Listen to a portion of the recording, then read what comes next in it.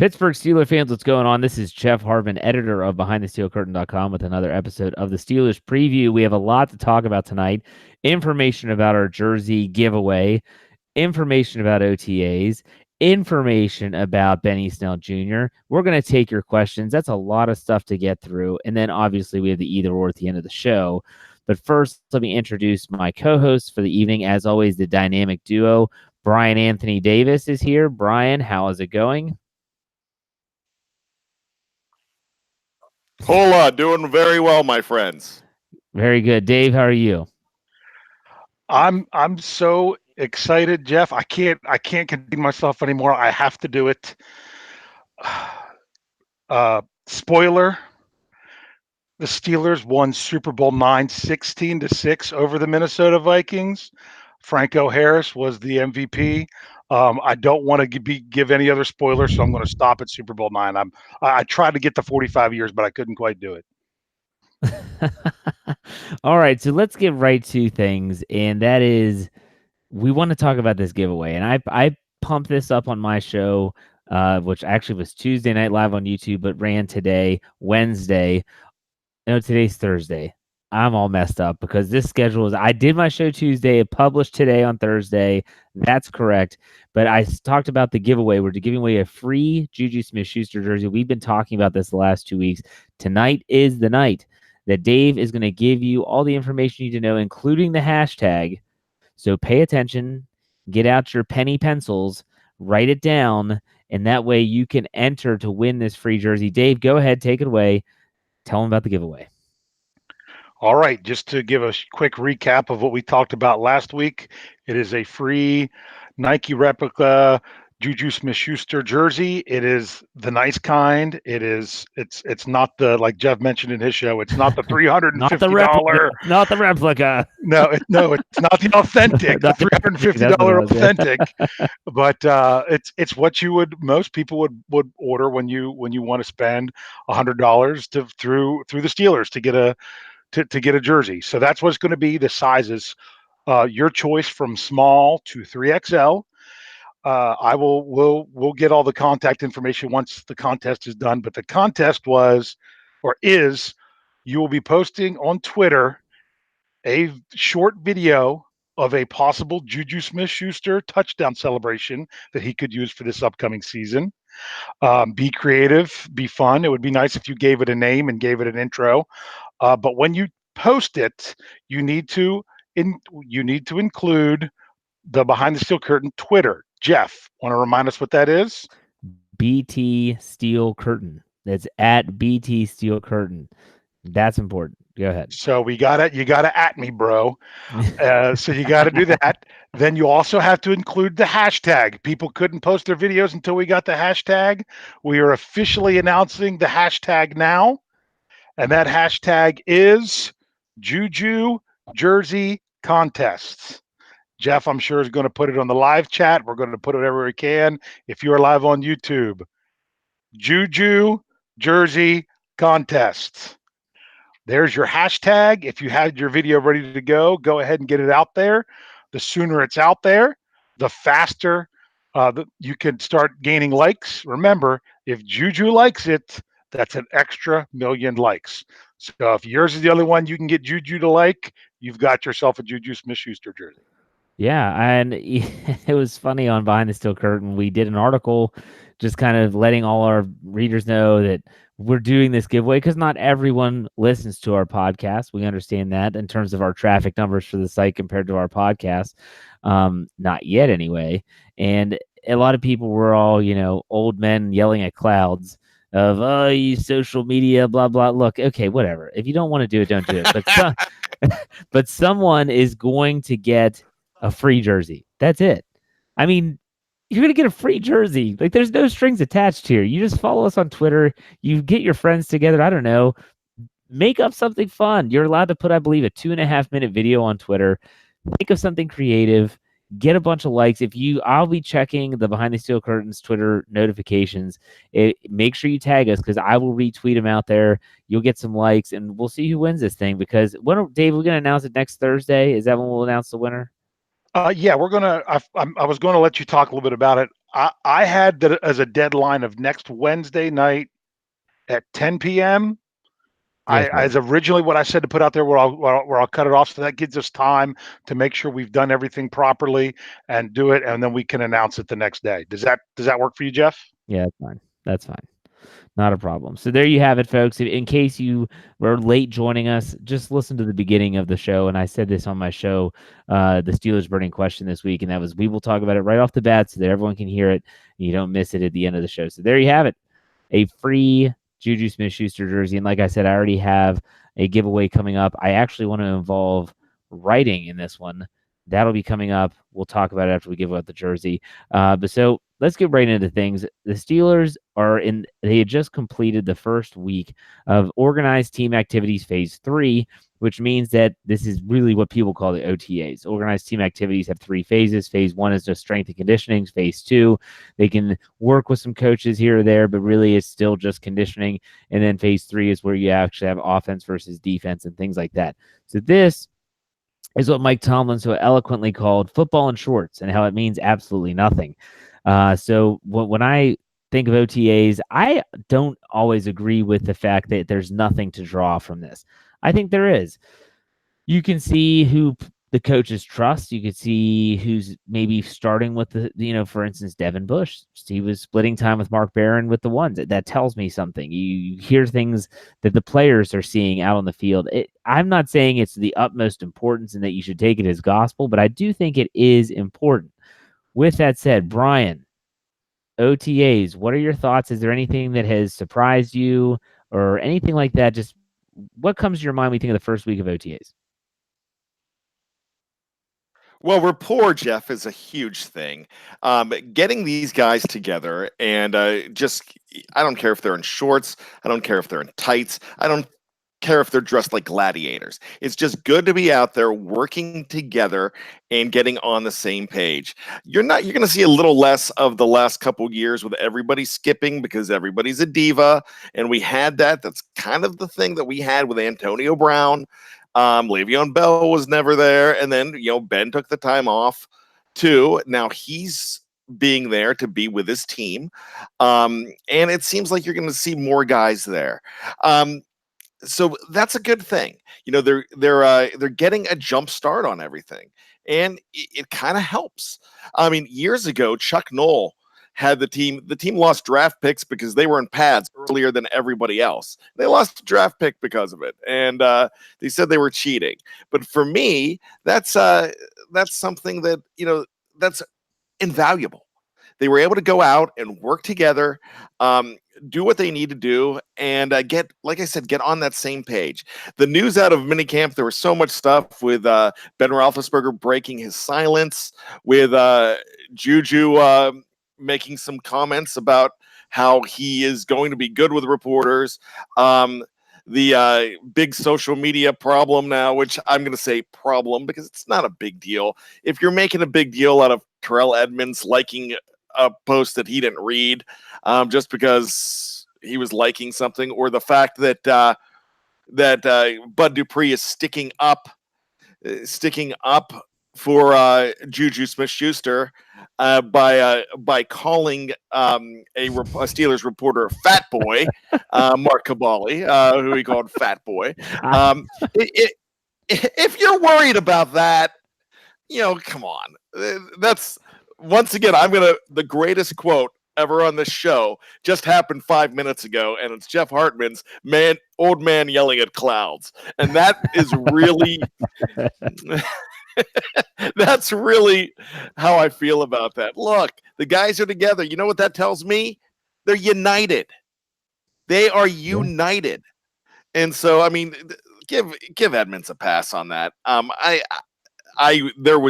He came out right away and said, whoa, I'm sorry, I didn't really read it. I have no problem with that. Let the guy play. Bud Dupree, everybody's saying, all right, this is the wrong time because he really needs to show up. I mean, I read stuff that he's the wrong player to be speaking out right now. No, he's sticking up for his teammates. So shut up. Everybody just shut up. All right? Let these guys be united. We're mad because they're sniping. We're mad that there's dissension. Let them be a team. What do you people want? All right. Rant over. Man yelling at clouds. You kids get off of my lawn. You just kind of turned into Rush Limbaugh there for a second. Anyways. All right, my Dave. head's bloated like Rush. All right, Dave, what were your thoughts, takeaways from OTAs this week?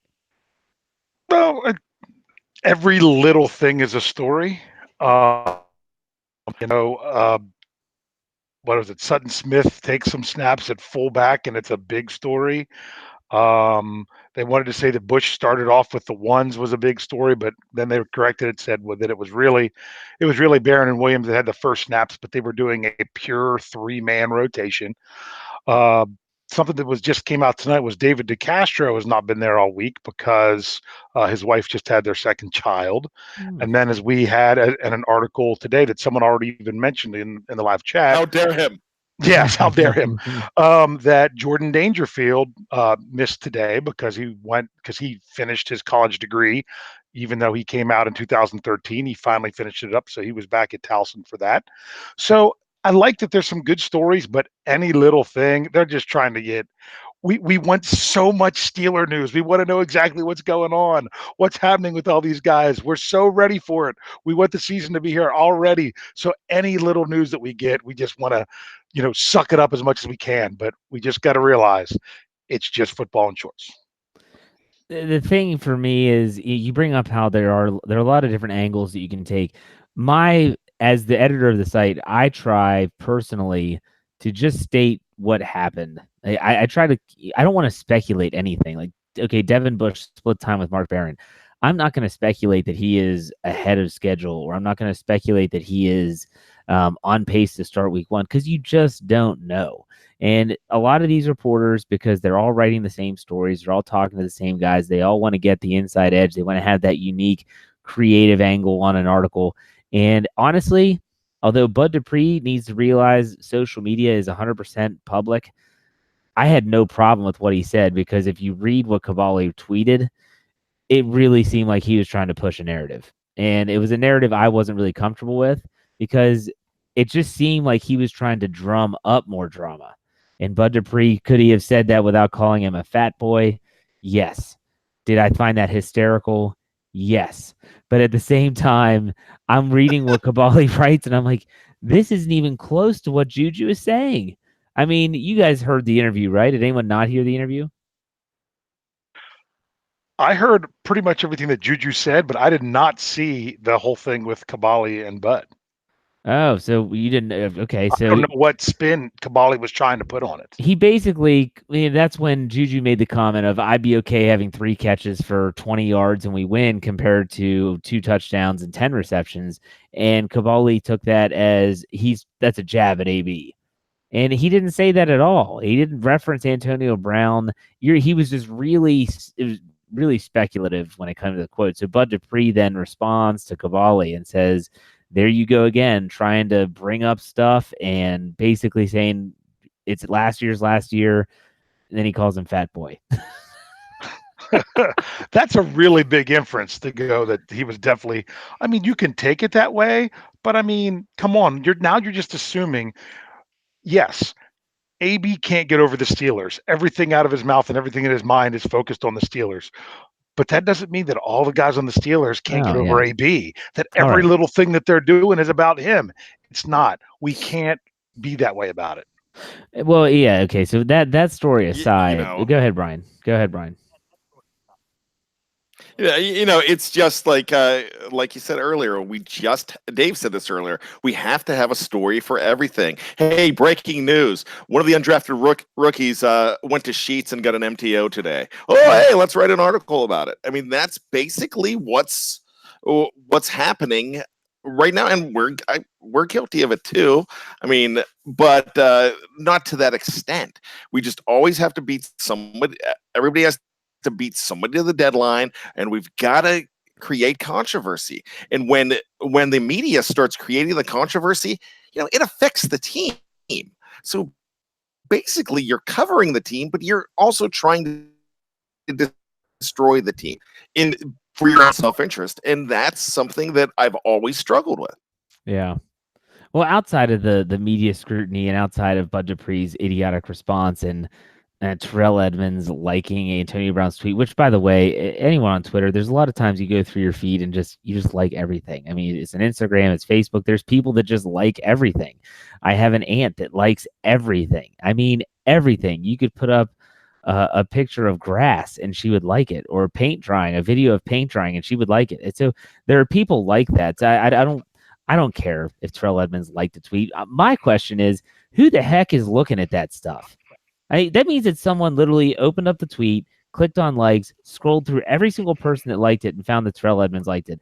I have better things to do with my time personally, but I digress. I'm not gonna. I will stop yelling. That's not necessarily true, because I saw it in the first place, because I don't follow AB anymore, but I follow Terrell Edmonds. So it came up on my feed as Terrell Right. Edmonds likes, and then that was underneath it. This is the So difference. I think that's how this whole got started. You're right. No, you're right, because Twitter changed their algorithm, and on your main feed, see, I don't check my main feed. I only check my list. I have Steeler writers, official Steelers lists. I only read those, and then I'll check our notifications. But I don't check our feed. That's true. You're right. Good point, David. But for me, I will say this: that what popped out to me was just kind of what piggybacking what Bryan said, and that is, it really seems like this team is committed. Like Ben Roethlisberger today, he was not going to practice. He doesn't practice 3 days during the season. He was going to practice 3 days in OTAs, but he was still there, and he was still working with the receivers. And James Washington spoke today and said how, he sees that a 16-year vet or 15-year vet, it escapes me, right, however many years he's going into his 16th season. It's impressive to him when he sees him there. A lot of guys would just say, I'm not going to practice. I'm either going to be getting treatment, or I'm going to be working out, or I'm just going to go and enjoy my family for a long weekend. But they're all there. They're all there. David DeCastro, he's not. I get it. It's not like you had the situation that we've had in the past. This team, it might just be lip service, but I feel like they are really committed. And I like that. I'm not putting any stock. And in the live chat, people are saying, I heard that so-and-so ran with the ones. They're going to throw people in different positions. I mean, if Artie Burns gets a snap with the ones, are we going to start writing articles that Artie Burns, the reclamation project, is going to happen? Someone will. I could tell you name of probably 3 or 4 websites right now that would.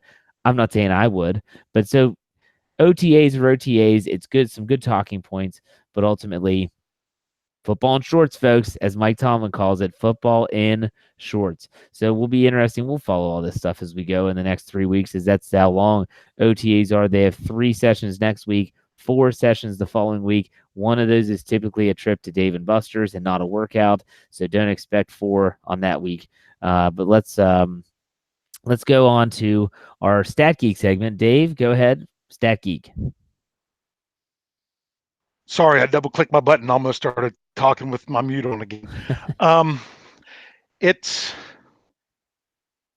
interesting that you brought up that sometimes we need to have a narrative and we're just feeding stories before leading into this, because I got accused of that by some people with an article that I put out yesterday, which was a really important part, because in case you guys haven't noticed, I've really tried to dive into the whole compensatory draft pick stuff this year, with the Steelers lined up for a 3rd round pick next year.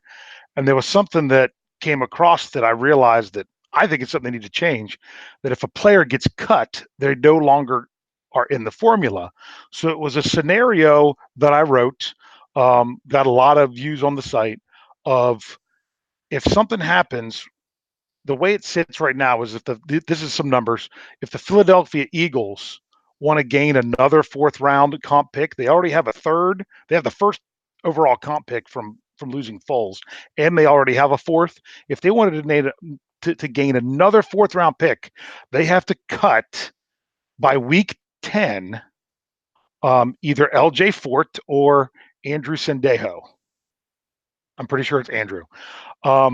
So it was the whole idea of, if Fort would get cut by the Eagles, that would mean the Steelers would lose their 3rd round comp pick for Bell.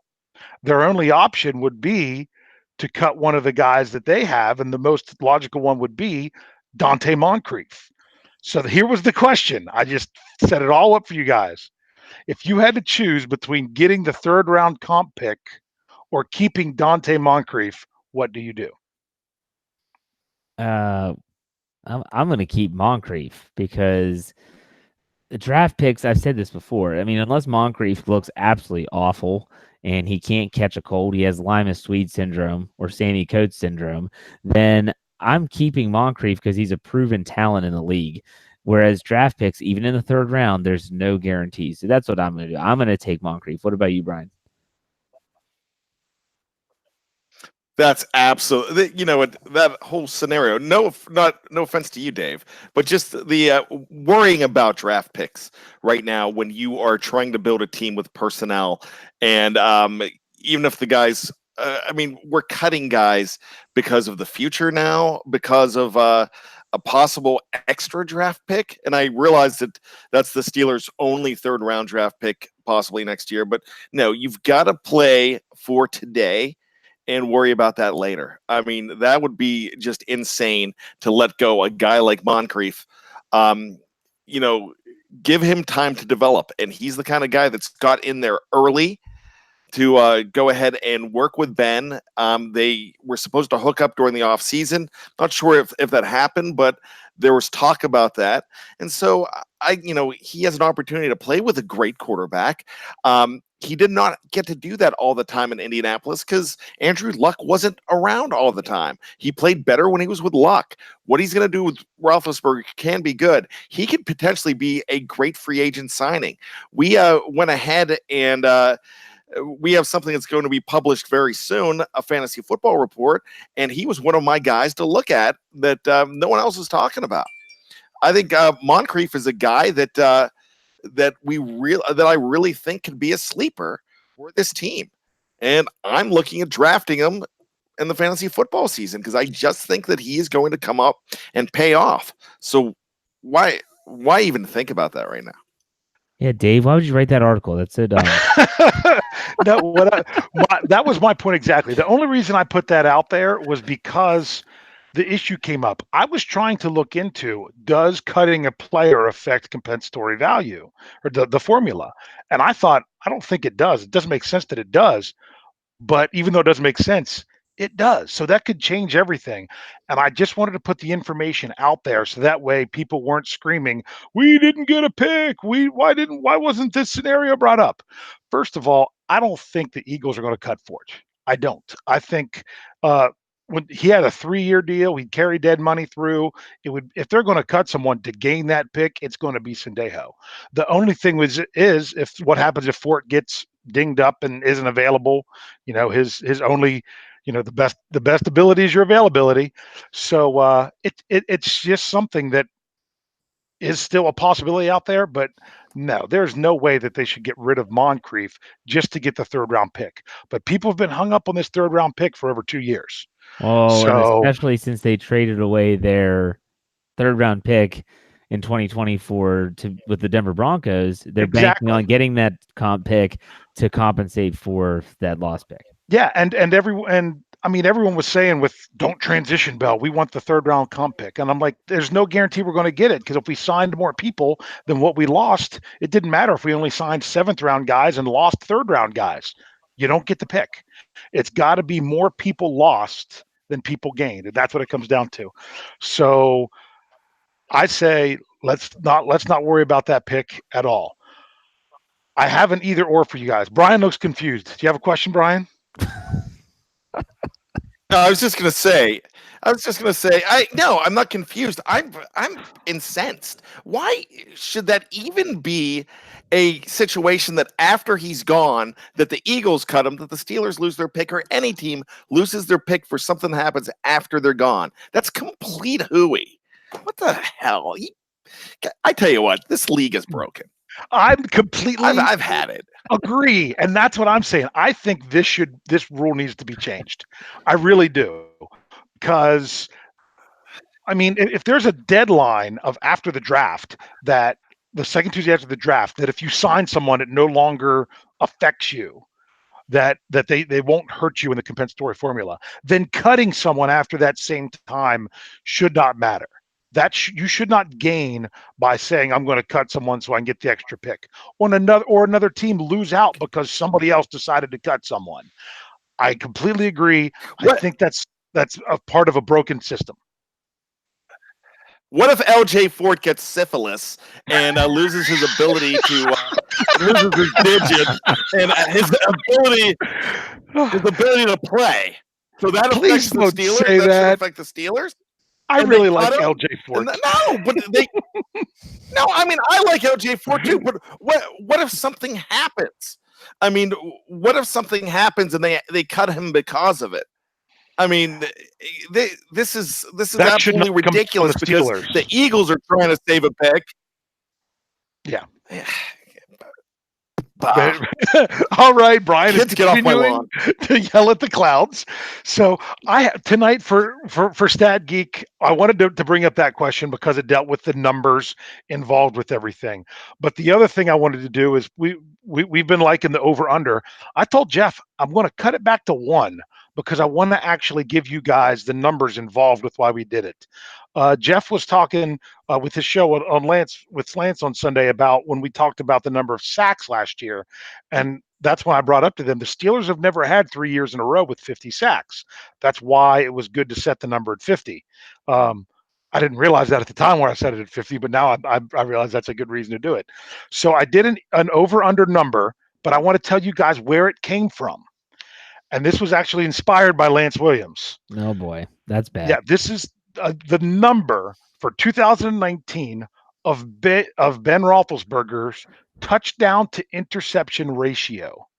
He's big on the touchdown to interception ratio. Yes, I set the number at 3.0. Now, before you guys answer, I'm going to give you the other numbers so you can make an informed decision. Ben has gone over 3 on his touchdown to interception ratio 3 times in his career. Okay. His highest was in 2014, where he was 3.56. He had 32 touchdowns to 9 interceptions.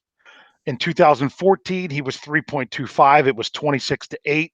And in 2010, a year that they reached the Super Bowl, he was 3.40. Now, I'm not going to tell you exactly what his ratio was there because I was actually going to ask Bryan this little bit of trivia.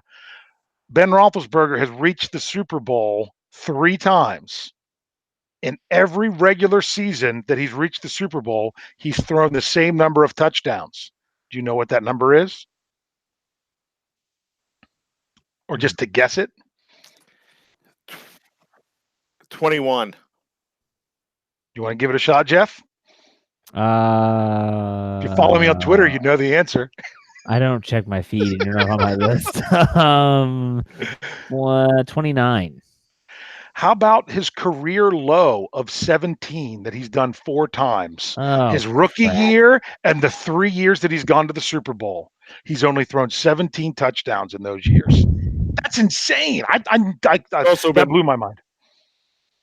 What's that, Bryan? Hurt and suspended, though, too. And I mean, you're a rookie, so that excuses it. Hurt the next year for a few games, and suspended in 2010. So, at 8, there's excuses for that. In 2008, he threw 7. He played all 16 games, went to the Super Bowl, won the Super Bowl, 17 touchdowns, 15 interceptions. His ratio was only 1.13 in 2008, but his ratio was 3 in the playoffs. When they won the Super Bowl in 2005, his ratio was 3.33 in the playoffs. So his lowest touchdown to interception ratio was 2006. It was under 1. It was 0.782 when he had 18 touchdowns and 23 interceptions. But real quick, before you guys judge it here, here's his last 5 seasons going in reverse order. 2018 was 2.13. 2017 was 2.00, 2016 was 2.23, 2015 was 1.31, and 2014 was his highest ever of 3.56. So for 2019, I've buried you with the numbers. Over or under of the touchdown to interception ratio of 3.0. I'm going to say under just for where it's at, Dave. But I have an over under. Let's say over under 10. How many of our fans, and us included, could spell ratio? Ratio? Really, that's an easy word. Yeah, Not difficult. you're talking to a mathematician. Sorry. I'm going to take the over. Because I think that every year, and I don't know if it's exactly every single year, but typically when he has a poor season in terms of interceptions, he recovers a little bit. Lance had numbers for his show last week, and he reiterated them on Sunday. He's always around that 10 to 12 mark, but I do think he's going to go down from 16, and I think that his touchdowns could be about where he was. Maybe even a little bit better, believe it or not. And I know a lot of people are going to say you're crazy, 15 touchdowns just left, but I think this is going to be a team that's still going to score a lot of points. I'm going to take the over. What about you, Dave? What do you think? I think it's going to be right around that number. I'm going to take it probably as barely under. I'm hoping that he doesn't have to just constantly. I think improved defense is going to be the key to this, of not having to throw as many touchdowns. But every time Ben has gone over 3 in the regular season, it's been a year and where he had single-digit interceptions.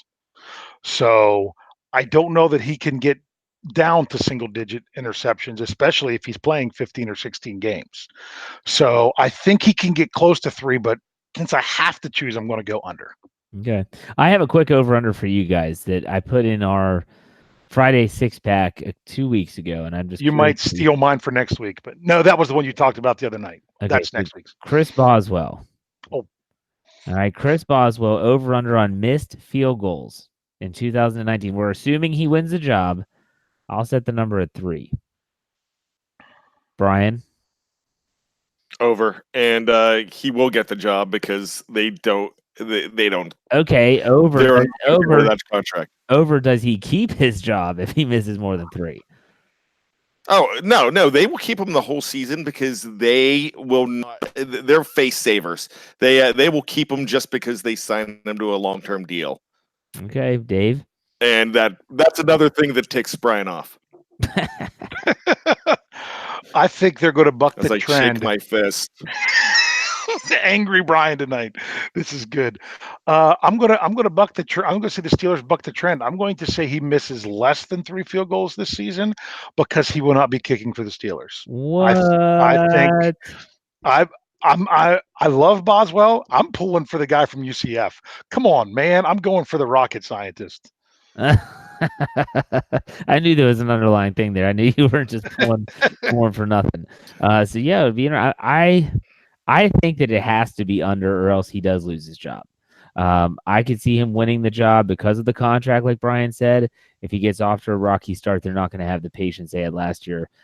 There's always a Matt McCrane type sitting around watching football that can come in and kick field goals. So that was it. Just a quick, I just want to get your guys' thoughts on that. So let's go now. Let's switch gears. And now we're turning from the Stat Geek to our preview player of the week. We're in the 4th round. We're talking Benny Snell Jr. Snell, yeah. Benny Snell football. All those awesome little, sayings that he has for himself. I think he has Snell, yeah, tattooed on his body somewhere, which is interesting. And what the Snell? What the Snell? Yeah, what is that Snell? I saw what the Snell. Ooh, that Snell? Leonard Skinner reference, maybe? Skinner, yeah. Okay. Snelly. Oh, you know what it is? Wait. You know what it is? His Twitter handle is Mr. Snell Ya Later. Nice. It's Mr. Snell Ya Later. I love it. Okay, so what I titled this episode was Benny Snell Jr., if you haven't looked at his highlights or seen anything about him, he is a hard-nosed downhill runner. He's not a shifty guy. He is more of a 3 yards in a cloud of dust, and he will break some runs. If you watch the Penn State game versus Kentucky, which he played for Kentucky, he had a great game there and had some breakaway runs against the Nittany Lions. My question is, though, and this is what I put in the headline, is does Benny Snell Jr. equate to the return of smash mouth football in Pittsburgh? I'm not suggesting that he's going to start. James Conner's the feature back, period. But does Benny Snell Jr.'s presence and the possibility of them using him in a fashion for, let's say, short yardage goal line or to spell Conner, Does this mean that the Steelers might be more committed to the run and really running it down the opponent's throat? We'll go with Dave first. What do you think? I'm going to somewhat answer your question because I'm going to say, yes, he brings that back. But the thing that I want to focus on is how much are Steeler fans going to be incensed if they don't give him the chance to do it? Meaning if you don't see him out there in those grinded out situations that they're going to be, where's Snell? We want Snell. Come on, what's the deal? We're going to hear it if they don't. I'm really hoping they do. I'm really hoping they share the load a little bit, even though Connor's the feature back. I think he's got the chance to really just bring it back. And Pittsburgh, even if they only give him 6 carries a game or less, they're going to love him. They're going to embrace him so much. I mean, they already love James Conner, so it's kind of tough there. But I mean, he's a Pittsburgh Steeler. He has the potential to really do that, and he can do it for a long time. I guess when I look at, and I'm going to ask Bryan what he thinks about this in a second.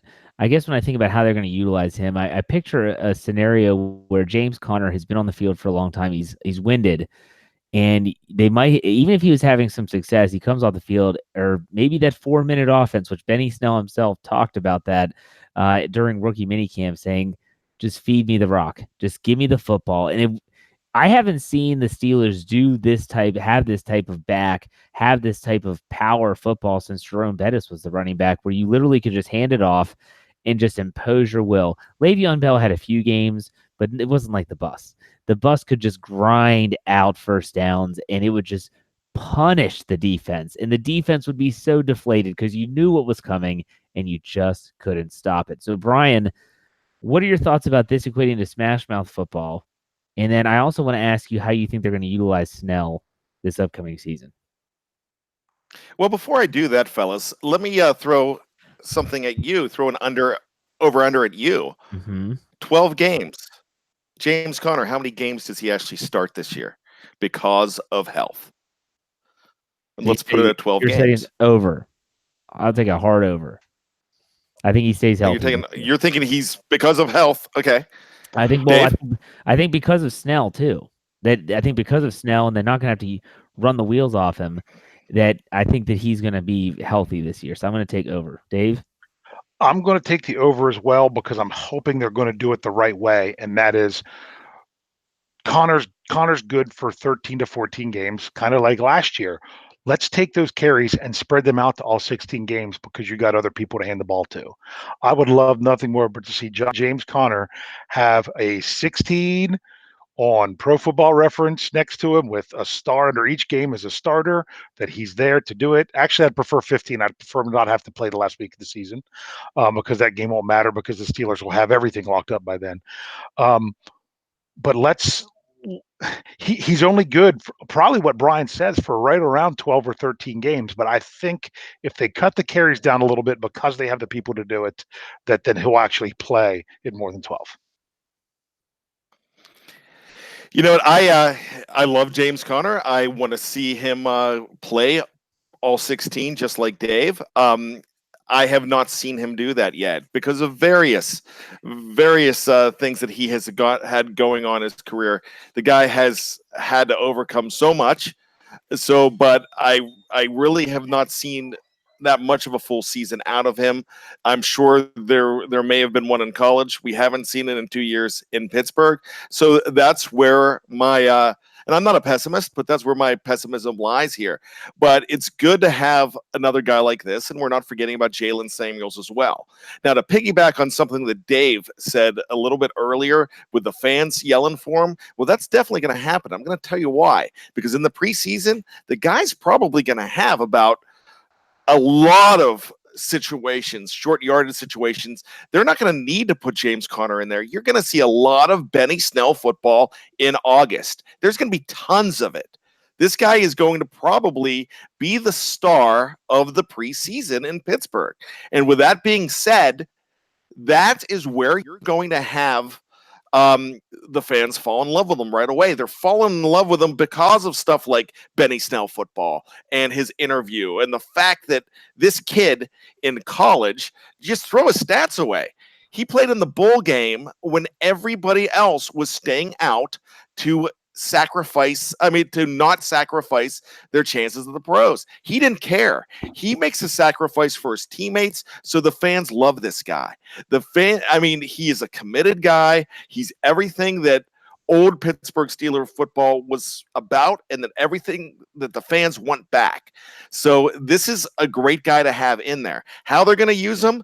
They're going to use James Conner first. Now, just like Jeff said, they're going to spell him a whole lot more. So it's a great opportunity to go ahead and get this guy about 6 to 8 carries a game, like Dave said, just to be able to keep Conner fresh. I hope that works. The best laid plans of mice and men. But will it actually happen? Will you have to see this guy start games or Samuel start games? So it's a long season. We can't look in that crystal ball and know. All I know is it's going to be a return to smash mouth football in a way, because they're going to have the ability to do that. We talked about this last week when we were talking about Ben Roethlisberger. He's not going to have to throw 34 touchdowns this year. We're talking about losing 15 touchdowns with Antonio Brown.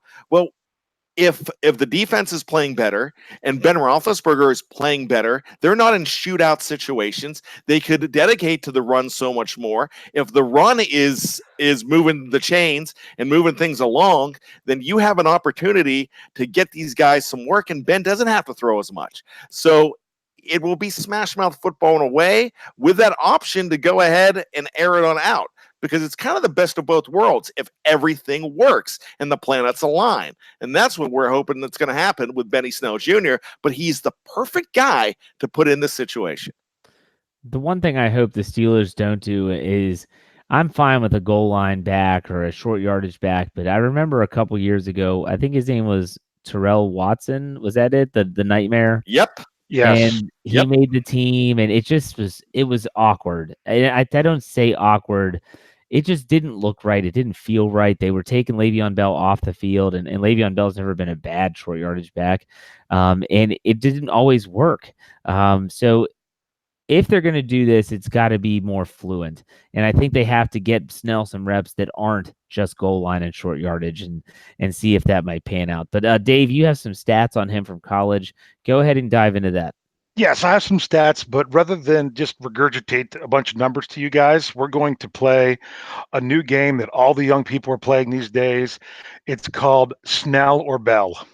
Okay, so I'm going to ask you a quick question, and you are going to tell me which person the college stat belongs to, Benny Snell or Le'Veon Bell. All right, so I'm rather than make you have to ring in, I'm just going to ask one of you. The easy one is going to go to Bryan first, because I know he knows this number. 48 rushing touchdowns, Snell or Bell? First of all, when you said we were going to play a game that all the kids are playing, I thought we were going to be playing Shag, Marry, Kill, and I got really worried, because I don't really want to do that with anybody in the Steelers. So with that being said, 40. So help me understand this. 48 rushing touchdowns in their 3 years of college. Was that Benny Snell or Le'Veon Bell? Well, what? I know this by heart. It's Benny Snell. That was Benny Snell. In so three seasons. Yes. And that's something I do want to stipulate to you guys. Both these guys played 3 seasons in college. They both came out after junior year. So here we go. I'm going to go to Jeff. Bell or Snell? Or is it Snell or Bell? I don't know. Whichever one order you want to go. Which had over 1,000 yards rushing all 3 years of college? I'm going to say Snell. That would be correct. Benny Snell went over 1,000 yards all 3 years of college. Le'Veon Bell did not. He only had he did not go over 1,000 yards his first 2 years. Okay, Bryan, to you, double-digit rushing touchdowns all 3 years of college. I'm going to say Snell as well, because he had 48. That's correct. It would be Snell. That was another easy one for you. Okay. Jeff, I'm going to say 78 receptions over 3 years of college. You got to have a Le'Veon Bell in here sooner or later. I'll say Bell. Yeah, that one's Bell. He had 78. Yeah, I had to throw it in. Snell only had 29, but he did increase both his receptions and yards each year. Okay. Here we'll go this one to Bryan. We'll get back to the rushing. Rushed for an average of over 5 yards per carry each of his college years. Let's wait. I might not have said that right. In every year for the year, he averaged over 5 yards a carry all 3 years of college. I'm going to. That's a tough one. I'm going to say Snell because if I'm not mistaken, he averaged 5.1. Yeah, he was over 5 yards in each of his 3 years of college. That was very good. Le'Veon Bell with his rushing did not do it his junior year of college. So I'm going to do one last question to Jeff. Snell or Bell had over 1,700 yards rushing their last year of college. I'll say Snell. And I finally stumped you guys. That one was Le'Veon Bell, even though because the problem was he rushed for 382 yards his junior, or 382 rushes his junior year. So although he had a lot more yards than Snell did in any one year that he rushed, it's because he was hitting the ball so many times his final year at Michigan State. So if you really want to look at it, I know I don't expect Benny Snell to be a Le'Veon Bell. I really don't. But he could be. I don't know that everyone expected Le'Veon Bell to be Le'Veon Bell. But he put up some really good college stats. So that's just, I kind of wanted to just throw those out there. And I thought that was just kind of a fun way to do it with doing it Snell or Bell. Yeah, absolutely. That's good stuff there. So Benny Snell Jr., 4th round draft pick. Expectations are high. I'm not sure they should be that high. I hope that fans are prepared for James Conner to be the feature back. The Steelers like their feature backs. They always have. They always will.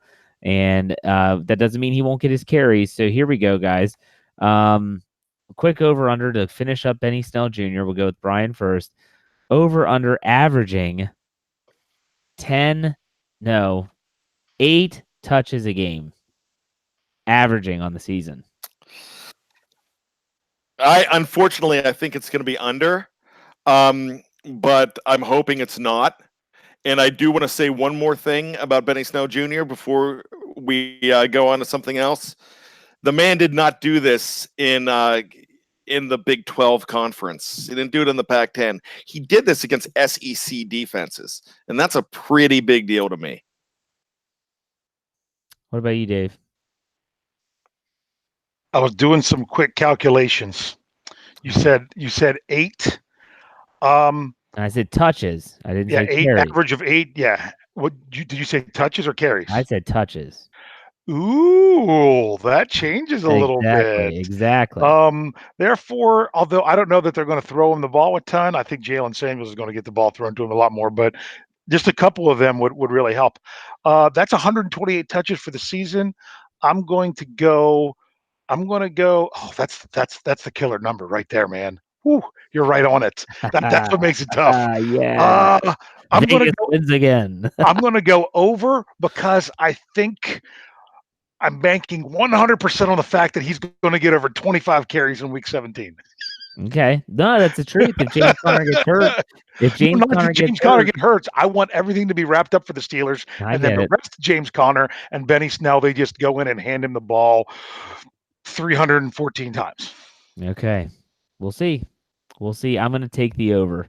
I think that they find a hole for a spot for him, or he's going to get more carries than most people think. I hope. Fingers crossed. All right. So look, we have a short amount of time here, probably a 5-minute window, where we're going to open up the show to your questions. So right now in the Q&A in the live chat, we have almost 100 people, maybe just right around there in the live chat. If you have a question for the show, now's your chance to enter that in there. We'll do the best we can to answer as many as we can. But if you really want your question answered, a guarantee way to do it is to use the super chat feature where it says chat publicly at BTSC Steelers Radio. To the right-hand side is a little money symbol. You can donate any amount of money, go straight to the show. It highlights your question. We will guarantee to answer it, anything Steelers specific. And you can do that, or you can just fire away for the questions for the show, and we'll see. Now, I have a question that was asked me on my show, The Burning Question. I want to ask you guys to get us started. And the question is about Jalen Samuels. It's just kind of fitting that it's all about running backs today. Do you think Jalen Samuels' flexibility and his ability to possibly be flexed out as a tight end, not as an inline tight end, he's not a blocker, do you think that allowed the Steelers to not have to target a tight end either in free agency or earlier than when they did Zach Gentry in the NFL draft? Bryan, we'll start with you. Absolutely. I think H-back, I think Frank Wycheck, who did so much for the Tennessee Titans over in the late 90s, early 2000s, that would be a perfect situation for a guy like Jalen Samuel. So, yes. Okay, so I said it on my show that I thought that his versatility gave the Steelers the flexibility to not have to go out and take a high-end tight end or spend more money in free agency. Dave, do you agree or disagree? I think it helps. That's why, I mean, although they did put in the waiver, they did put in a waiver claim, although they did not get him for the tight end that was released by the Jets. So it looks like that the Steelers are still open to the idea of a tight end, but do they have to? I think Jalen Samuels helps that, but I really think they're going to know more what they want to do after OTAs, just seeing a little bit more what they have in Gentry, even if it's football and shorts, and if Grimble's making it, improving at all. Either that, is it a big need or is it a luxury is what it basically comes down to. Okay. Next question, rapid fire. We'll start with Bryan. How many touchdowns for Benny Snell Jr. this year is from Ron? 6. Dave. 5. Jeff, 2. Okay. Another question here. Will Big Ben repeat with the most passing yards in 2019? Rapid fire, Bryan. That's from Heath. Nope, doesn't need to. Dave. That was my answer. No, because he won't have to. Okay, there you go. That's good. Okay, now he better not. What's that? He better not. If he does, it's because the Steelers are in trouble. All right, so next question here. This might be a little bit longer. Hold on. We have a super chat. See, that trumps everything. It trumps everything. Felicia donated some money. She said, thanks for the laughs and info. Have a great weekend. Oh my gosh, she didn't ask a question. You're the best, Felicia. Thank you. She did that last week too. I'm pro Felicia.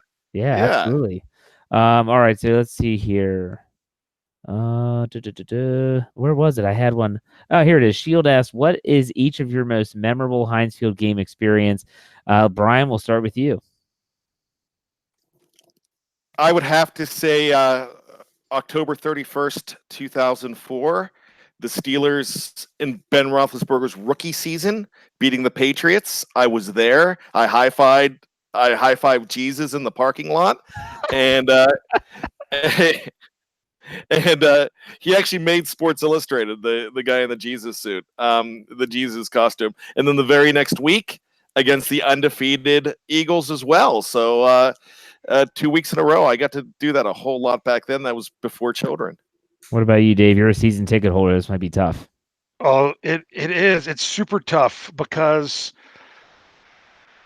they're all memorable. They really are. The Patriots game last year was great, but the guy that I took with me wasn't as good a company as other times. Hope he's not listening. No, he wasn't even a Steelers fan, but I had to go last minute. And man, the playoff game against Miami was very memorable because it was cold and they crushed. When they crushed San Francisco, that was when Shazier went nuts. When I was there at the Oakland game, when AB set the records, that one just not as memorable now because how things played out. So, I'm going to say, I'm going to shock you all. I'm going to say the meaningless Week 4 preseason game last year because I took my daughter to her first game. Oh, there you go, sentimental. That's nice. Oh, that's that's so sweet. That's beautiful. Oh yeah, I hope she's listening. Okay, and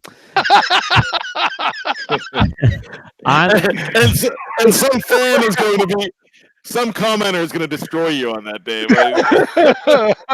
No, because all the other games were so good. It's just so hard to decide. It really is. I can tell you which ones were bad, though. Whew. Yeah.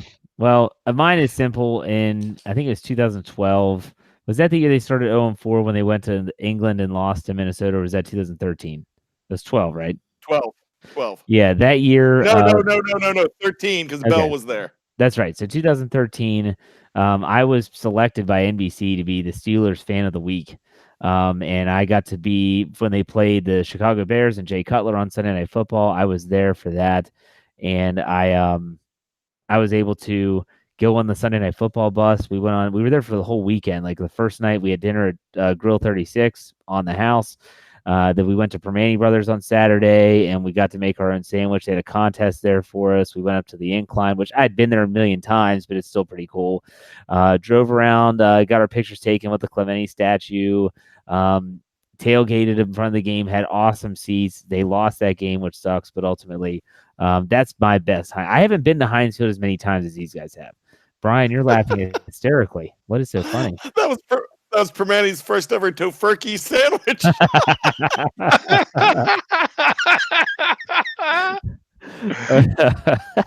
All right. We have a couple super chat questions. Ryan asks, do we think that there should have been any players that should have been kind of policing Antonio Brown last year so that he didn't turn into such a, as he calls it, quote unquote, a diva turd? Real quick, Brian, what are your thoughts? That's tough. No, I mean they you can't follow him around, and this was kind of unprecedented. So no. Okay, what about you, Dave? Last year, no, he needed to be fixed with his attitude long before then. Someone even coming in last year wasn't going to help. He's not only was he so egotistical that it wouldn't have mattered. Ben Roethlisberger, Cam Hayward, you think about the leaders on the team, they all would have said, they would have said, hey, man, knock it off, and he's not going to listen. And he's a grown man, so he can do whatever. He's going to do whatever he wants anyways. Shield 91, he was the one that asked about the Heinz Field experience. Said he's headed to his first game this season. He thanks for the answers. Use the super chat feature. Hey, man, it is a mecca for Steeler fans. I don't care if it's just a preseason game. You have to get there. I haven't been there as much as Brian and Dave. You have to get there. You save your money. You don't have to go there for a big game. Sometimes you can get cheaper tickets for the games that are like, believe it or not, night games are not always as expensive because a lot of people don't want to go. And Dave's one of those people that doesn't want to go to a night game. He's going to try to sell that ticket. I'm trying to sell my Dolphins tickets. Oh, hey. Really am. Lower deck end zone, section 122. Hit me up on Twitter.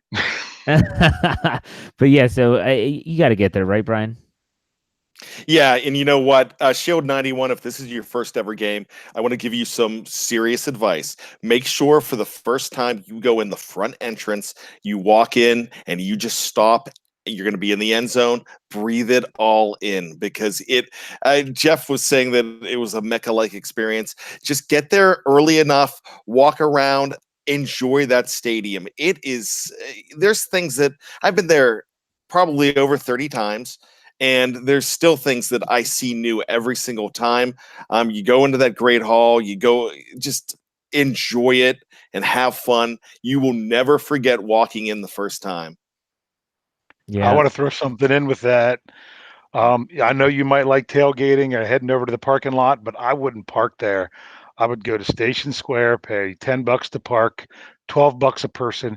If it's your first time, take the Gateway Clipper. It's iconic Pittsburgh. I do it almost every time I go. The only time I'd have it use the Clipper was in the playoff game against Miami when it was no, it wasn't the Miami game. It was the Jacksonville playoff game when it was flooded and they couldn't run it. It's just part of the experience. Dave, there are a couple commenters that want your Twitter handle. They're looking for those Dolphin tickets, so you might have just sold your tickets. It's the same as my email that we had to plug for forever. That's why I'm not LR Superfan Dad. Just type it in there, man. LR Superfan Dad. I'll type it in. Yep. All right. It's more characters than Twitter allows. That's true. That is true. Just make sure you get the last super chat question. I'm trying to see which one it was. I don't see another question. Oh, yeah, the super chat.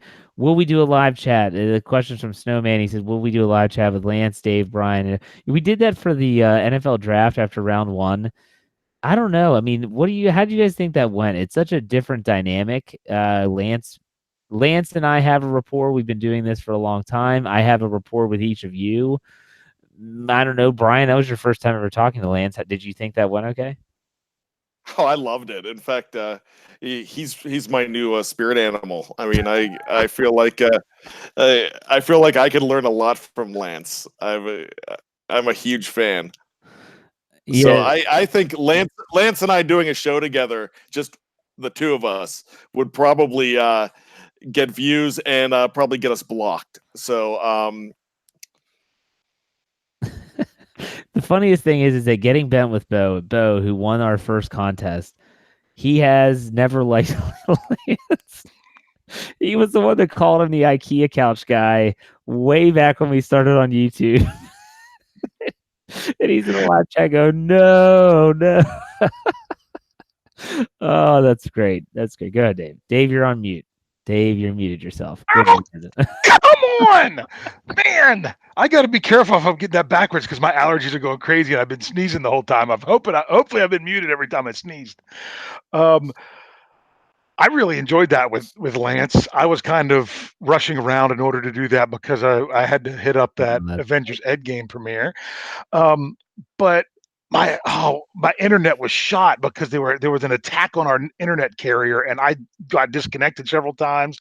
I was so bummed because that was a lot of fun when it was all of us. Maybe we should think about doing that after when we have nothing else to do after we profile all these draft picks. Yeah, during the summer, maybe we'll find a time, or definitely before the season. I'm going to do a preview show, and we'll get Lance on there so he can predict the Steelers to go 0-16 because they suck and he hates them. So, with that we'll cut off the questions there. Great questions. I love doing that little portion of the show. Now we get into the fun stuff, and that's our either or segment. And I have a quick one, and it comes off of the top of my head because Bryan just mentioned walking into Heinz Field for the first time. What's more memorable for you? Why that first time everyone can envision those tunnels when you walk into a field. It doesn't matter what field, doesn't matter what arena. What's more memorable, walking through those tunnels and all of a sudden a sprawling baseball field is there, or a football field? So in other words, in Pittsburgh, going to PNC Park and seeing that beautiful skyline and seeing that field just manicured like none other, or going into Heinz Field, seeing the yellow stands, the terrible towels, the big ketchup bottles atop the scoreboard. Bryan, which is the better experience for you? Growing up, I was actually more of a Pirates fan than I was a Steeler fan, and then in the '80s, that kind of flip-flopped. My first experiences were the cigarette ashtray of Three River Stadium. Yes, Now, yes. I love that place, but it was a cookie cutter. I mean, it was in Philadelphia, it was in St. Louis. Yep. I mean, it was Cincinnati. in Cincinnati, it was everywhere, and that turf. There was always, when we were growing up in the '80s, there was always an old car in the end zone.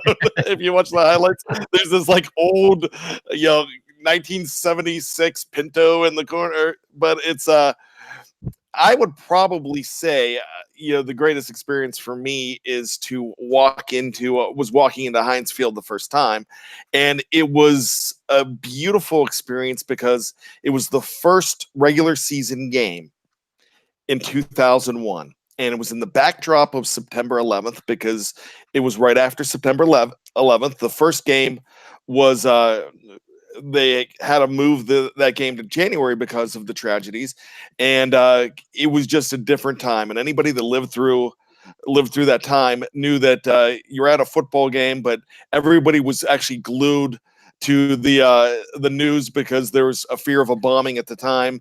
Because this was, like I said, this was October. This was right after the event.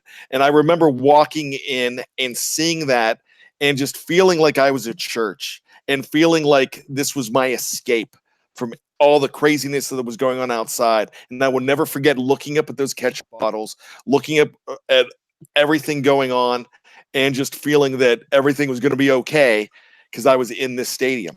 And that might sound crazy, it might sound dramatic, but it was something special to me. I have a feeling Heinz Field felt a very similar way after the synagogue shootings in Pittsburgh this past season. I'm pretty sure that was probably very similar. Dave, what about you in terms of either or baseball stadium or football stadium? Your first time walking in? You know that this one is going to be I the figured. football stadium.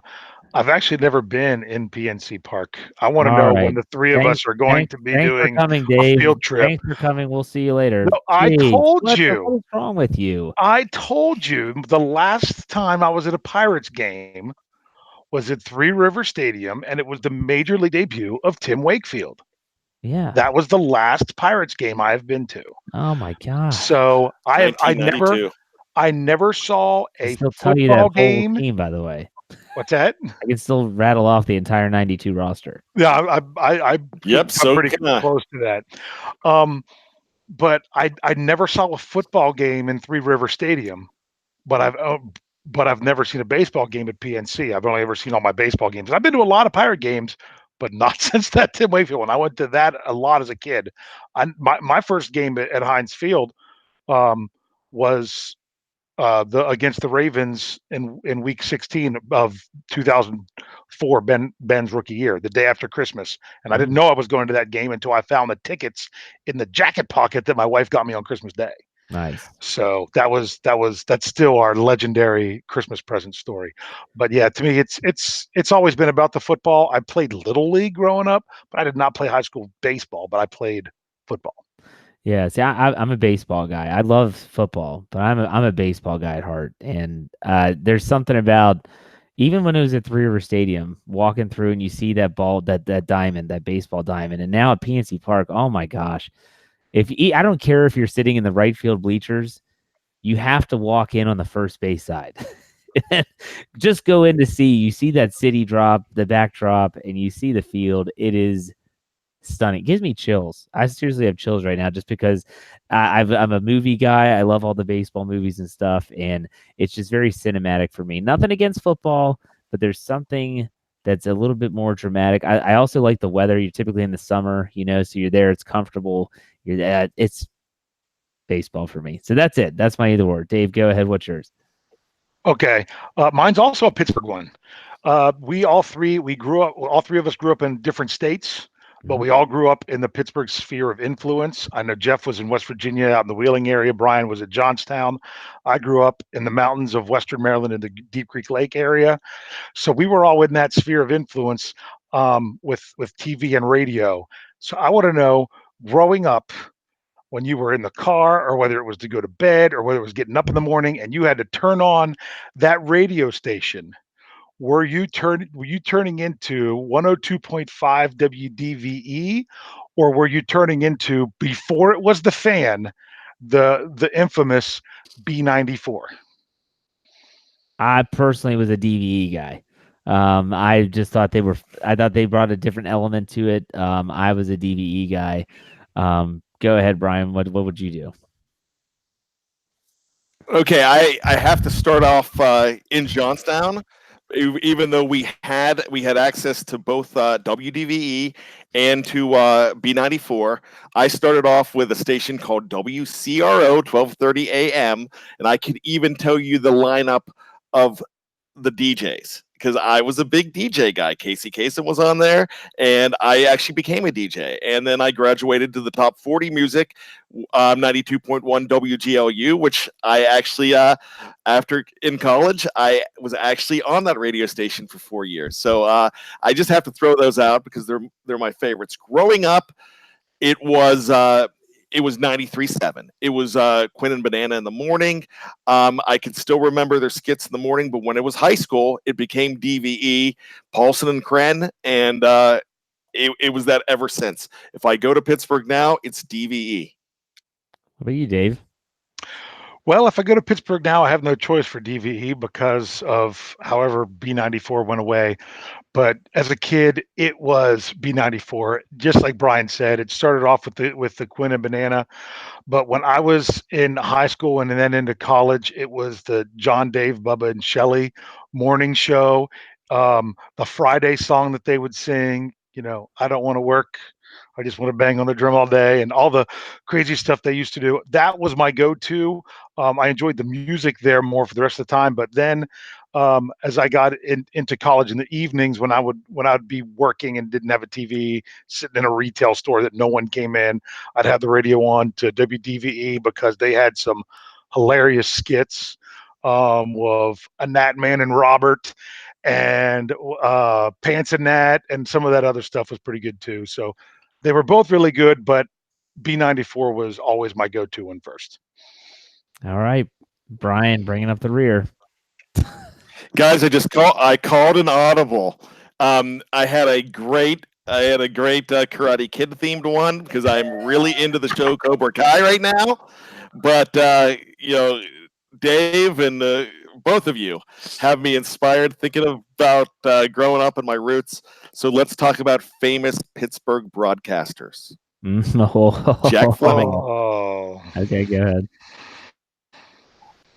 Or no doubt about it, Lanny Fratteri. Oh, you don't, Lanny Fratteri.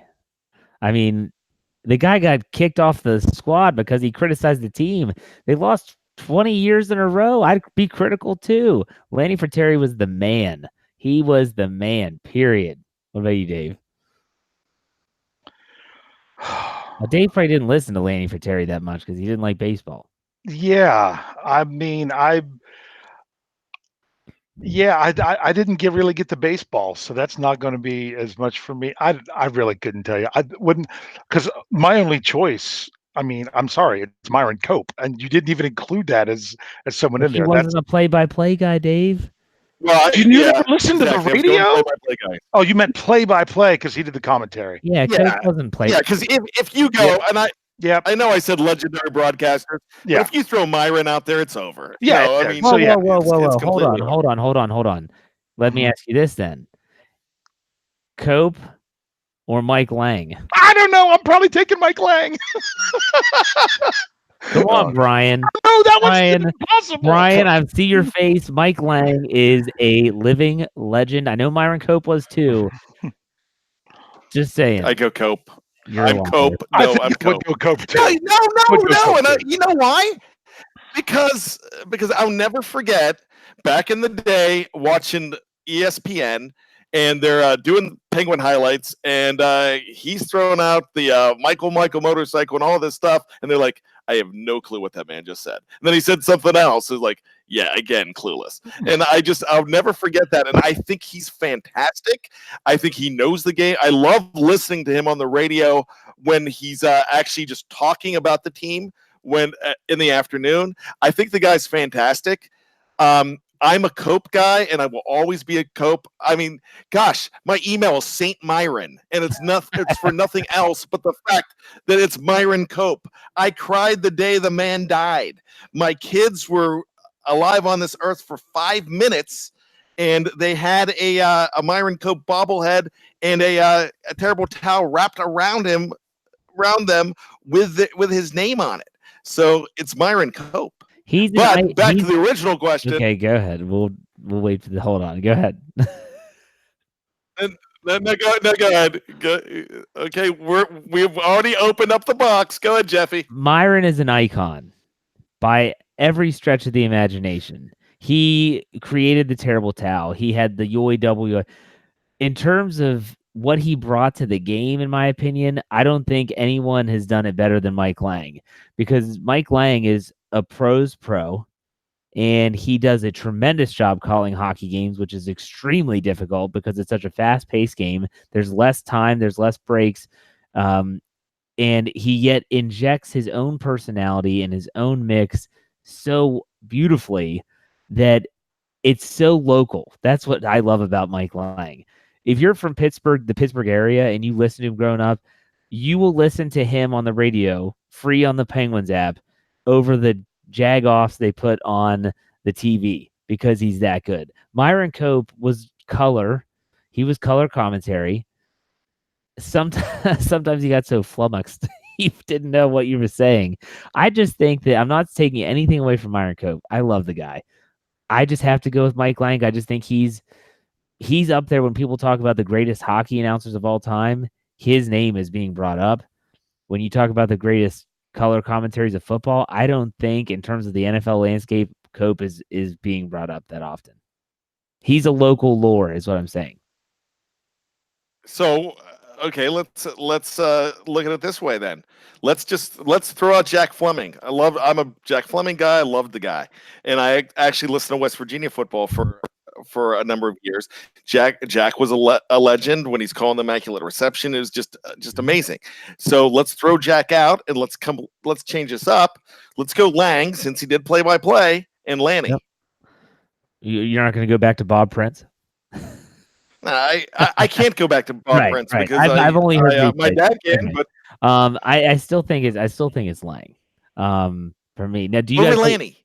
Yes. Mike Lang is amazing. I don't think you're talking about two sports in football and baseball that have so much downtime. I'm talking ridiculous amounts of downtime. That Greg Brown and Jim and Bob Walk 2 years ago, the Pirates were playing in Philadelphia. I'm listening to the game. They had a 5-minute conversation on Philadelphia cream cheese. I am not joking. 5 minutes. It's just a different game. You call the game differently. Mike Lang, it's really, really, he's really, really good in my opinion. But do you guys like Bill Hillgrove? That's a good question because I know I love Billy. Well, what about you, Dave? Love him. You keen on Bill Hillgrove? Oh yeah, and I'll tell you what, the last time I was up at the Fan Blitz draft party, whatever it was, we had just missed. It was the year TJ Watt was drafted. We had just missed him. It was up in the season ticket holder section. It was raining on the field. My kids didn't get to go out and do the stuff with Roosevelt Nix that we were signed up to do. But not many people had found where the season ticket holder area was. So there was hardly anyone up there. I think I sat and talked to him for 15 minutes. Really? And he was just a fantastic, down-to-earth guy. I'll be honest with you. I would rather listen to baseball on the radio than watch it in person. That's fine. I think that it's a fantastic listen on the radio. I could be driving home for something in a night and say, I'm going to see if there's a baseball game on the radio, and I'll be listening to it and be really into it. And as soon as I'm home, I'm not going to go in and turn on the TV to finish it because it's just not the same for me. I have lots of memories of hearing baseball, but I'll be honest with you, when I was a kid and listened to the Pirates, I didn't remember the guys' names. Yeah. I really didn't. But Mike Lang, I still will listen to Penguins games now. Now I know he was out and wasn't able to even do the playoffs this year, which was really sad. But it's got to be Lang. Yeah, they paint a picture, and the guys that are on the radio, it's tough. I mean, you have to paint the picture, and the only crack of in Hillgrove is he'll misplay sometimes. And I'll never forget a game against the Chicago Bears. I want to say it was 2009. They went to Chicago. Rex Grossman, I believe, might have still been the quarterback for the Bears. There was a pass down the sideline, and we couldn't watch the game. My brother's satellite dish was all jacked up. And this was the year after they won Super Bowl 43. And week 2. Yeah, and so there was a play in the end zone where it was like a jump ball, and Hillgrove goes, and they intercepted it. No, it's a touchdown. I'm like, oh, come on, man. You're killing me. Like, you're killing me. You just got me all excited. It's a touchdown, and no, it's an interception. No, it's a touchdown. And I remember when Rashard Mendenhall fumbled the football in overtime against the Atlanta Falcons, and he picked it up himself and still ran it in. You guys remember that? It was in overtime. Yeah, wasn't that like a 50-yard touchdown? Yeah, he botched that call too. He goes, and he fumbles it. Oh my gosh, it's loose, and then he scores a touchdown. Like, what's going on? You couldn't follow what he was saying. No. That's my only knock on Billy, but he's good. They're all good. So, but you know what? This was really an episode of futility because we have really been blessed with great announcers. I mean, because I grew up with Lanny, and so I'll probably always go back to Lanny. I mean, but any criticism that I have of Mike Lang is it's small because he's that good too. Yeah. And even the guys that are there now, we have Bill Hillgrove, Tunch. I mean, you can't say enough about Tunch, and Joe Block's really good. And now Steve Blass is retiring after an amazing career. So there's been so many good voices that we've had in the city. So fantastic. Yeah. I have one last thing to add to this, and that is I have a set of headphones for my television that I use sometimes when, I have wee little kids. You don't want the TV to be loud, so I have the headphones that I wear on. They're wireless. I can wear them anywhere. And it would be a lot of times I would turn sports on and listen to it when I would go in to do bedtime with my son, and we just kind of, just be, snuggling in my recliner that's in his room and listening, and you realize how not nearly as skilled the TV guys are and how much they take for granted that you're seeing what's going on the screen. Oh my goodness, trying to listen to the NCAA tournament basketball, they weren't telling you who had the ball. They weren't telling you anything. You could not get anything from the sports just from their audio. You have to watch it with those guys that call it for TV. Oh yeah. That's why I'm like, I'm turning this off. I'm finding a radio station because those guys know how to paint the picture. I mean, you think about Bill Hillgrove. I can still remember listening to him. Roethlisberger in the shotgun, Willie Parker sidecar right, three wide receivers, and you're envisioning it. Ben gets a snap, drops back, looks right, fires left. Santonio Holmes gets it, and you're picturing it. You're there. It's live. It's alive in your brain. Well, I could talk about announcers. I love announcers. So, but anyways, we've gone a little long. I did too. I hope you guys didn't mind. I know we didn't mind. Thanks for all the people that contributed in the live chat tonight. Don't forget this giveaway. All that information at the very beginning of the show. So if you're joining us late, how to get the free Steelers Juju Smith-Schuster. Here's your hashtag. There it is. Hashtag Juju Jersey Contest. Use it. Get the information. Free Juju Smith-Schuster jersey. We will see you next week for another episode of the Steelers Preview.